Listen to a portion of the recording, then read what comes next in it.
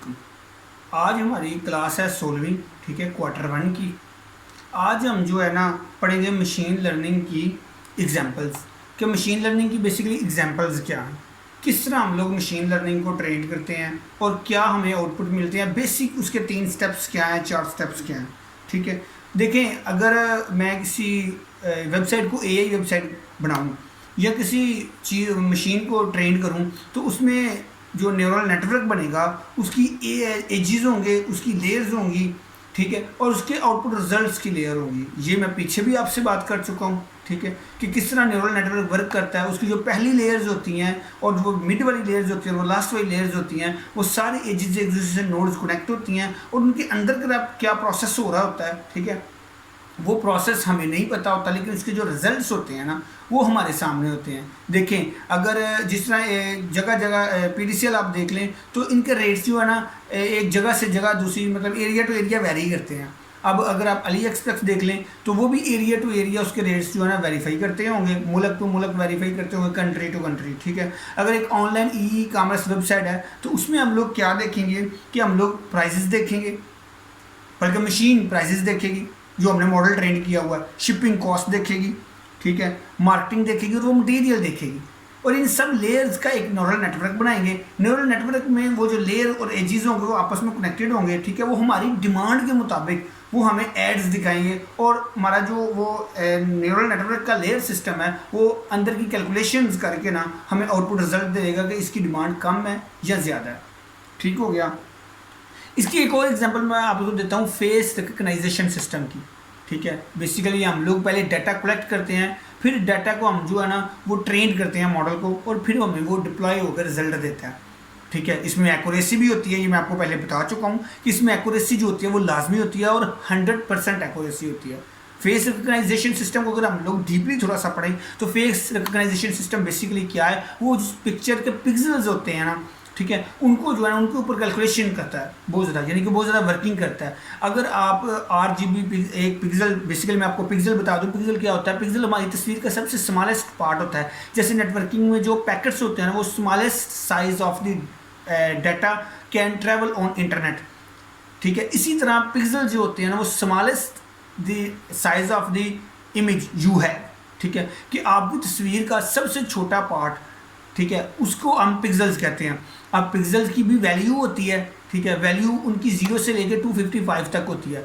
अगर आपके पिक्सल्स के जो नंबरिंग है वो 255 है तो ये एक डार्क ब्लैक सर्कल होगा, और अगर इसकी वैल्यू 0 है तो वो एक शार्प वाइट डॉट हो सकता है, ठीक है। अब देखिए, अब मैं उसे एक तस्वीर देता हूँ, ठीक है, वो उसके सारे तस्वीरों का, अब मेरी वीडियो की ये लगा लीजिए, मैं वीडियो लेक्चर कर रहा हूँ तो ये जो कैमरा है ये सारे पिक्सल्स को ले रहा है आइडेंटिफिकेशन के तौर पर, ठीक है। जब फेस रिकग्नाइजेशन की जो हम बात कर रहे हैं वो क्या करेगा, वो तस्वीर लेगा, ठीक है, तस्वीर के सारे पिक्सल्स को जो है ना वो बारी बारी कैलकुलेट करेगा, उनके एजेस देखेगा RGB के जरिए, रेड ब्लू और ग्रीन, उसके जरिए उनके एजेस देखेगा, उनकी वैल्यूज़ वो कैलकुलेट करेगा। कैलकुलेट करने के बाद वो अपने मॉडल को ट्रेन करेगा, ठीक। ट्रेन करने के बाद उसे heavy much amount of data मिलेगा। उसे ट्रेन करने के बाद वो जो है ना उसको डिप्लॉय करके हमें रिजल्ट दे देगा और हमें बता देगा कि ये फेस जो है ना रिकग्नाइजेशन सिस्टम है और ये जो फेस है ये इस बंदे का है, ठीक है। इसमें मैं पहले फिर आपको बता दूं कि इसमें जो हमारी स्टार्ट की लेयर्स होंगी ना,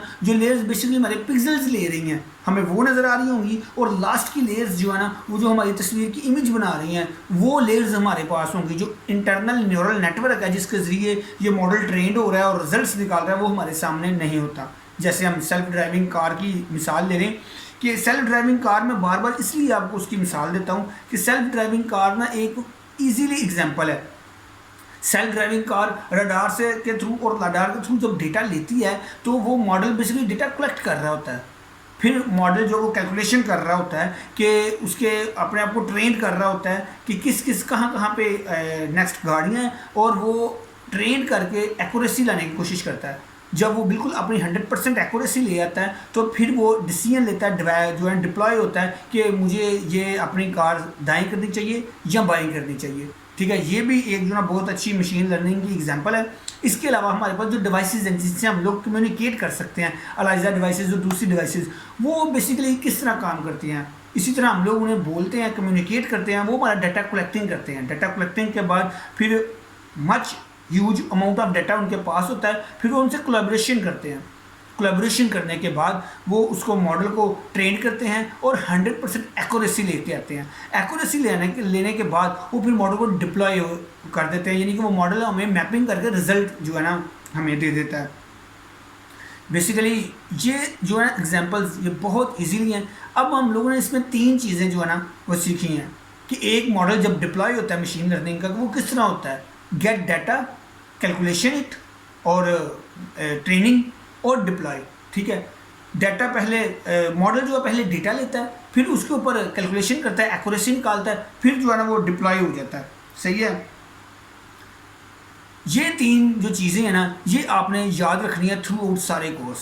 ये जो भी हम लोग डीप लर्निंग पढ़ेंगे ना इंशाल्लाह, अभी तो मैं आपको वैसे बता रहा हूँ ना, जब हम प्रैक्टिकल शुरू करेंगे और डीप लर्निंग पढ़ेंगे ना तो इंशाल्लाह ये आपको टोटली क्लियर हो जाएगा कि किस तरह मॉडल्स की लिमिटेशन होती हैं, किस तरह मशीन लर्निंग को ट्रेन करते हैं, कौन से टास्क होते हैं, न्यूरल नेटवर्क कैसे बनता है, ये मैं पहले भी आपको बता चुका हूँ। ठीक है, अभी आप ये याद रखें, collecting data, training the model, deploy the model, ये 3 चीज़ें हैं जो हमें एक मॉडल की मशीन लर्निंग में होती हैं। तो ये मशीन लर्निंग की जो है ना एग्जाम्पल का लेक्चर था। ठीक है, तो अभी नेक्स्ट लेक्चर में आपसे मुलाकात होगी, तब तक के लिए इजाज़त दीजिए। अस्सलाम वालेकुम। पाकिस्तान जिंदाबाद।